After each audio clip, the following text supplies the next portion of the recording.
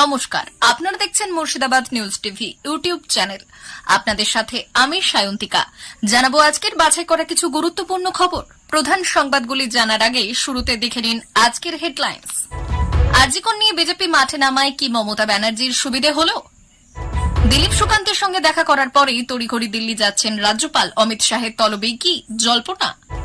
মুখ্যমন্ত্রী মমতা বন্দ্যোপাধ্যায়ের পাশে এই বিরোধী নেতা জানালেন কোথায় ধর্ষণ হয় সব থেকে বেশি। অবশেষে স্বীকারোক্তি সন্দীপ ঘোষের। আজ থেকে আরো বড় কর্মসূচি শুরু বিজেপির, জানা গেল বড় খবর। এক মেসেজেই পর্দাফাঁস, মমতার বাড়ি ভাঙচুরের প্ল্যান, কড়া অ্যাকশন পুলিশের। মমতার ধর্ষণ বিরোধী বিলের বিরোধিতায় শুভেন্দু। সরকারকে ত্রিফলা খোঁচায় বিদ্যে এবার বড় প্ল্যান নিয়ে আসছেন শুভেন্দু।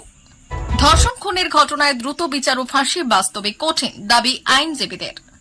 প্রিয় দর্শক, আপনারা দেখছেন Murshidabad news TV YouTube channel. সবার আগে খবর পেতে চ্যানেলটি সাবস্ক্রাইব করুন। আসছি বিস্তারিত খবরে। আরজিকর মেডিকেল কলেজে তরুণী চিকিৎসকের ধর্ষণ ও খুনের ঘটনার প্রতিবাদে বিজেপি কর্মীরা পুলিশের ব্যারিকেড ভাঙার চেষ্টা করছেন। কলকাতার আরজিকর মেডিকেল কলেজে এক তরুণী চিকিৎসককে ধর্ষণ ও হত্যার ঘটনায় প্রথমে সাধারণ নাগরিকরা প্রতিবাদে রাস্তায় নেমে পড়েছিলেন। তাদের নেতৃত্বে কোনো রাজনৈতিক দল ছিল না, তাই কিভাবে তাদের মোকাবিলা করা হবে তা নিয়ে ক্ষমতাসীন দল তৃণমূল কংগ্রেস এবং মমতা ব্যানার্জির সরকার চিন্তায় ছিল। তিনি বলেছিলেন, আমাদের তো একটাই চাওয়া, বিচার। ওই তরুণী চিকিৎসক যেন বিচার পায়। তবে এখন যা দেখছি, ব্যাপারটার মধ্যে বিজেপি চলে আসায় বিজেপি শাসিত রাজ্যগুলিতে ঘটে যাওয়া একই ধরনের নৃশংস ধর্ষণ হত্যার প্রসঙ্গ টেনে আনছে তৃণমূল কংগ্রেস। হাথরাস, উন্নাও বা কাঠুয়ার ঘটনাগুলো কোনো অংশেই কম নৃশংস ছিল না, কিন্তু বিষয়টিতে রাজনৈতিক দলগুলো চলে আসার ফলে আমাদের মেয়েটির বিচারের দাবি লঘু হয়ে যাবে না তো? এই প্রশ্নটা আমার বন্ধু বান্ধবদের মধ্যে ঘোরাফেরা করতে শুরু করেছে, বলেছিলেন মিসেস ঘোষ।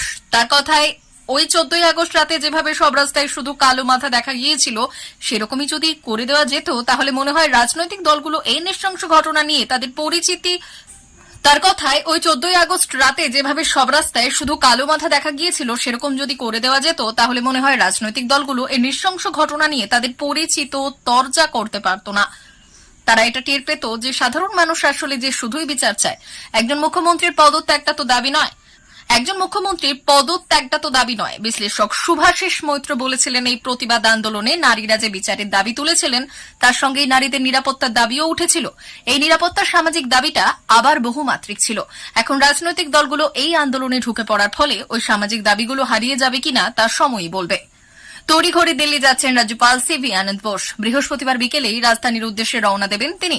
বৃহস্পতিবার তার সঙ্গে দেখা করতে রাজভবনে গিয়েছেন বিজেপির রাজ্য সভাপতি সুকান্ত মজুমদার এবং দিলীপ ঘোষ। তাদের সঙ্গে সাক্ষাতের পরে রাজ্যপাল দিল্লি যাবেন বলে খবর। রাজভবন সূত্রে জানা গিয়েছে, রাজ্যপালকে ডেকে পাঠিয়েছেন কেন্দ্রীয় স্বরাষ্ট্রমন্ত্রী অমিত শাহ। কি বলেছিলেন মমতা? কোন মন্তব্য নিয়ে এত বিতর্ক? বুধবার মেয়র রোডের সভা থেকে আরজিকর প্রসঙ্গে কথা বলতে গিয়ে মমতা বললেন, আমরা বলেছিলাম বদলা নয়, বদল চাই। আজ বলছি ওই কথা নয়, আজ বলছি যেটা করার দরকার সেটা আপনারা ভালো বুঝে করবেন। শাহকে লেখা চিঠিতে এই মন্তব্য উদ্ধৃত করেছিলেন সুকান্ত। তার বক্তব্য ছিল, পশ্চিমবঙ্গের মুখ্যমন্ত্রীর নির্লজ্জ মন্তব্যের প্রতি আমি আপনার দৃষ্টি আকর্ষণ করতে চাই। এর মাধ্যমে তিনি বদলার রাজনীতিকেই প্রশ্রয় দিচ্ছেন। এছাড়া মমতার আরও একটি মন্তব্য নিয়ে বিতর্ক তৈরি হয়েছিল। তিনি বলেছিলেন, বাংলায় আগুন জ্বললে অসম, বিহার, ঝাড়খণ্ড, ওড়িশা এবং দিল্লিও জ্বলবে। এই মন্তব্যের পরে অসম, ওড়িশার মতো বিজেপির শাসিত রাজ্যগুলি মমতাকে একযোগে আক্রমণ করেছিল। তার মন্তব্যের প্রতিবাদ করেন অসমের মুখ্যমন্ত্রী হিমন্ত বিশ্ব শর্মা এবং ওড়িশার মুখ্যমন্ত্রী মোহন চরণ মাঝি। কেন্দ্রকে চিঠি দেওয়ার পর সুকান্ত রাজ্যপালের কাছেও মমতার মন্তব্যের বিরোধিতা করেছেন। তারপরেই দিল্লি থেকে রাজ্যপালকে ডাকা হয়েছে বলে সূত্রের খবর। পশ্চিমবঙ্গের মুখ্যমন্ত্রী মমতা বন্দ্যোপাধ্যায়ের বিবৃতিতে বিহারের বিরোধী দলনেতা এবং আরজেডি নেতা তেজস্বী যাদব মুখ খুললেন। তিনি বলেছেন, বিজেপি গোটা পশ্চিমবঙ্গে গুন্ডামি চালাচ্ছে, বাজারে দোকানপাট লুট করা হচ্ছে। বিজেপির লোকেরা শান্তিপূর্ণ পরিবেশ নষ্ট করতে চায়। তারা জনগণকে ক্রমাগত উস্কানি দিচ্ছে, তবে বাংলা বা অন্য কোনো রাজ্যের মানুষ তাদের ওপর প্রভাব পড়বে না। এছাড়াও তিনি বলেন, যতদূর ধর্ষণের ঘটনাগুলি উদ্বিগ্ন উত্তরপ্রদেশ এবং অন্যান্য বিজেপি শাসিত রাজ্যগুলিতে, সেগুলি সব থেকে বেশি। বিহারে এটা প্রায় ঘটছে। এটা নিয়ে তারা নীরব কেন? বিজেপির সর্বত্র আতঙ্ক সৃষ্টি করতে চায়, কিন্তু তারা তা করতে ব্যর্থ হবে। আরজিকর কাণ্ডে সন্দীপ ঘোষের বিরুদ্ধে চলছে সিবিআই তদন্ত, যা তরুণী চিকিৎসকের ধর্ষণ ও খুনের ঘটনার পর শুরু হয়। একের পর এক শিহরিত তথ্য সামনে আসছে। সেই তদন্তের জন্যই প্রাক্তন অধ্যক্ষ সন্দীপ ঘোষের বেলেঘাটার বাড়িতে সিবিআই হানা দেয়। গত রবিবার সকাল 6:50 নাগাদ সিবিআই আধিকারিকরা পৌঁছলে ডাকাডাকি এবং ফোনের আওয়াজ কানে আসেনি দাবি করেছেন সন্দীপ ঘোষ। কারণ তিনি বলেছেন, 75 মিনিট ধরে শৌচালয়ে ছিলেন। তবে সিবিআই এর সত্যতা যাচাই করছে। প্রসঙ্গত, সন্দীপ ঘোষের বাড়িতে প্রায় 13 ঘণ্টা ধরে তল্লাশি চালানো হয়। এই তল্লাশিতে কিছু গুরুত্বপূর্ণ নথি পাওয়া যায়। আরজিকর হাসপাতালের অধ্যক্ষ হিসেবে তার পদত্যাগের পর থেকে তার বিরুদ্ধে একাধিক দুর্নীতির অভিযোগ উঠেছে, যার তদন্ত বর্তমানে কেন্দ্রীয় তদন্তকারী সংস্থা সিবিআই করছে। জানা গিয়েছে, বৃহস্পতিবার অর্থাৎ আজ থেকে শুরু হচ্ছে বিজেপি ধর্ণা কর্মসূচি। সূত্রের খবর, তিলোত্তমাকে ন্যায় দিতে ধর্মতলার ডোরিনা ক্রসিং এ শুরু হচ্ছে এই ধর্ণা কর্মসূচি। এর আগে শ্যামবাজারে 5 দিনের কর্মসূচি ছিল পদ্ম শিবিরে। তারপর আজ থেকে শুরু হলো আরো বড় কর্মসূচির প্রস্তুতি। জানা গিয়েছে, গতকাল রাত থেকে এই মঞ্চ বাঁধার কাজ শুরু হয়েছিল। অভিযোগ, সেই সময় বাধা দেয় পুলিশ। তবে আজ সকাল হতেই ফের ডোরিনা ক্রসিং এই চলছে মঞ্চ বাঁধার কাজ। বড় করে তৈরি করা হচ্ছে ধর্ণা মঞ্চ, চারিদিকে লাগানো হচ্ছে একাধিক মাইক। এর পাশাপাশি আজ মহিলা মোর্চার নেতৃত্বে রাজ্য মহিলা কমিশনের দপ্তরে তালা ঝোলানোর ডাক দেওয়া হয়েছে। সেই কর্মসূচিতে দলের সব মহিলা বিধায়ক এবং প্রাক্তন মহিলা সাংসদদের হাজির থাকতে বলা হয়েছে। আজিকর কাণ্ডে বর্তমানে উত্তাল রাজ্য রাজনীতি। মঙ্গলবার নবান্ন অভিযানের পর বুধবার 12 ঘণ্টার বাংলা বন্ধের সাক্ষী থেকেছে বাংলা। সেই দিনই আবার তৃণমূল ছাত্র পরিষদের প্রতিষ্ঠা দিবসের অনুষ্ঠান থেকে রাজ্য বিধানসভায় ধর্ষণ বিরোধী বিল আনার কথা ঘোষণা করেছেন মুখ্যমন্ত্রী মমতা বন্দ্যোপাধ্যায়। সুখেন্দু বন্দ্যোপাধ্যায় নামের একজন যুবক ওই হোয়াটসঅ্যাপ গ্রুপ তৈরি করেছিলেন বলে পুলিশ সূত্রে জানা যাচ্ছে। অভিযোগ, ওই গ্রুপেই একটি অডিও মেসেজ পাঠানো হয়েছিল। সেখানে মমতার বাড়ি ভাঙচুর করার পরিকল্পনার কথা হয়। পরবর্তীকালে ওই অডিও বার্তা ভাইরাল হয়ে যায়। এরপর ওই গ্রুপে অডিও মেসেজ পোস্ট করা শুভম সেন শর্মার খোঁজে নামে পুলিশ। বাঁশদ্রোণী থানার পুলিশ ডানলোপ এলাকা থেকে গ্রেপ্তার করে তাকে। পুলিশের লাগাতার জিজ্ঞাসাবাদে শুভম নামের ওই যুবক জানান, প্রেমিকার মায়ের কথা শুনে হোয়াটসঅ্যাপ গ্রুপে ওই অডিও মেসেজ পোস্ট করেছিলেন তিনি। এরপর শুভমের পাশাপাশি তার প্রেমিকা এবং প্রেমিকার মাকে গ্রেপ্তার করে পুলিশ। জানা যাচ্ছে, ওই গ্রুপে নাকি 363 জন সদস্য রয়েছেন। এখন বাকিদের খোঁজে পুলিশ। গ্রুপের অ্যাডমিন সহ বেশ কয়েকজনকে জিজ্ঞাসাবাদ করা হতে পারে বলে জানা যাচ্ছে। সেই সঙ্গেই মমতার বাড়ি ভাঙচুর সংক্রান্ত ওই অডিও মেসেজের সঙ্গে কাদের কাদের যোগ রয়েছে সেটারও তদন্ত চলছে। মুখ্যমন্ত্রী মমতা বন্দ্যোপাধ্যায় গতকালই টিএমসিপির মঞ্চ থেকে ধর্ষণ বিরোধী বিল আনার কথা বলেছিলেন। এর জন্য বিধানসভার বিশেষ অধিবেশন ডাকা হবে বলেও জানিয়েছেন মমতা। আবার বিকেলে নবান্নে মন্ত্রিসভার বৈঠকে ধর্ষণ বিরোধী সেই বিলের সুদ সংকেত মিলেছে। তবে এই সবের মাঝেই মমতার প্রস্তাবিত বিশেষ বিধানসভা অধিবেশন নিয়ে তোপ শুভেন্দু অধিকারী। এদিকে শুভেন্দুর এই বিধানসভা অভিযানের পরামর্শ পাল্টায় তোপ দেখেছেন তৃণমূল কংগ্রেস নেতা কুণাল ঘোষ। তিনি বললেন, ধর্ষণ খুনে ফাঁসি চাই, কড়া আইনের পক্ষে সদিচ্ছা দেখিয়ে বিধানসভা অধিবেশন ডেকে বিল আনছেন মুখ্যমন্ত্রী। ঘোষণা করেছেন, সেখানে কিসের আপত্তি? আইনি যা বিষয় তা তো আইনই হবে।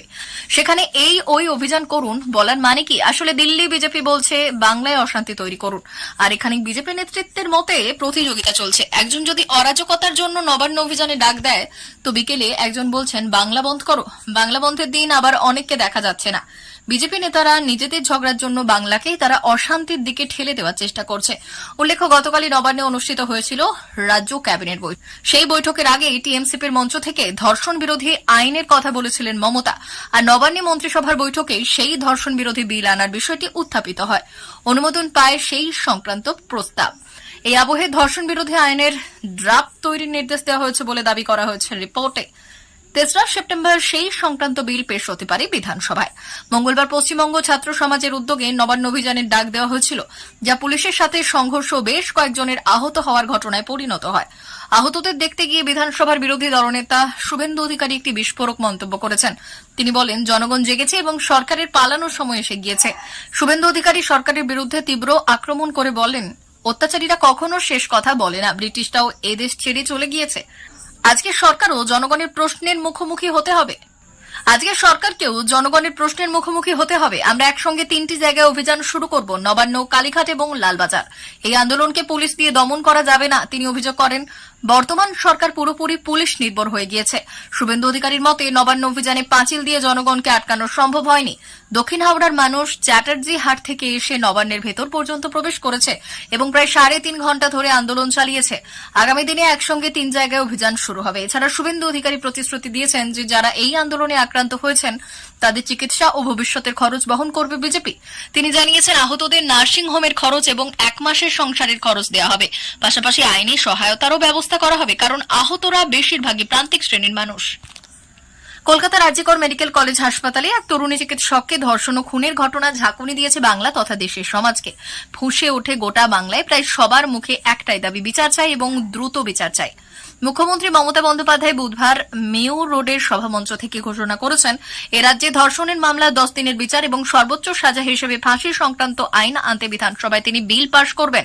ভারতীয় দণ্ডবিধির 272 ধারা এক সময়ে দোষ প্রমাণিত হলে এ রাজ্যে 6 মাস জেলে সাজা ছিল, কিন্তু সিদ্ধান্ত শঙ্কর রায় মুখ্যমন্ত্রী হওয়ার পর ওই অপরাধের সর্বোচ্চ সাজার মেয়াদ যাবজ্জীবন কারাদণ্ড করা হয়।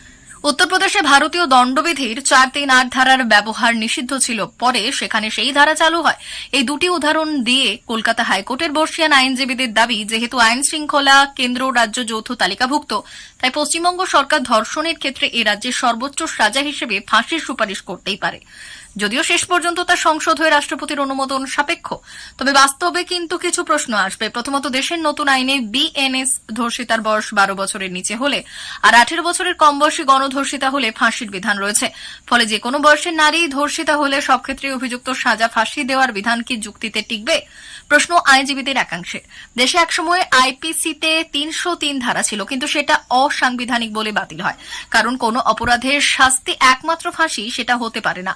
অপরাধের গভীরতার সঙ্গে শাস্তির মাত্রা যদি সমানুপাতিক না হয়, তাহলে তা শাস্তির তত্ত্বের বিরোধী।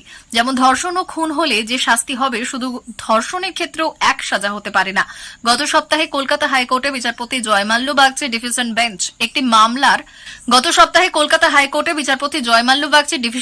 একটি মামলায় ধর্ষণের মতো গুরুতর অপরাধে দ্রুত সাজার ব্যবস্থা করতে রাজ্যকে এসওপি এবং টাইম ফ্রেম তৈরি করতে বলেছে। আইনজীবীদের অনেকে বলছেন, সময় বেঁধে বিচার যদি বাধ্যতামূলক হয়, তাহলেও তার ফল উল্টো হতে পারে।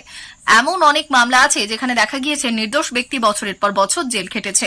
সেই ক্ষেত্রে দ্রুত বিচার আর দ্রুত ফাঁসির আইন করা হলেও তাতে আশঙ্কা থেকে যাবে প্রকৃত অপরাধী সেই ক্ষেত্রে শাস্তি পাবে কিনা। প্রিয় দর্শক, আমাদের চ্যানেলের নিয়মিত ভিডিও পেতে চ্যানেলটি সাবস্ক্রাইব করুন। ধন্যবাদ।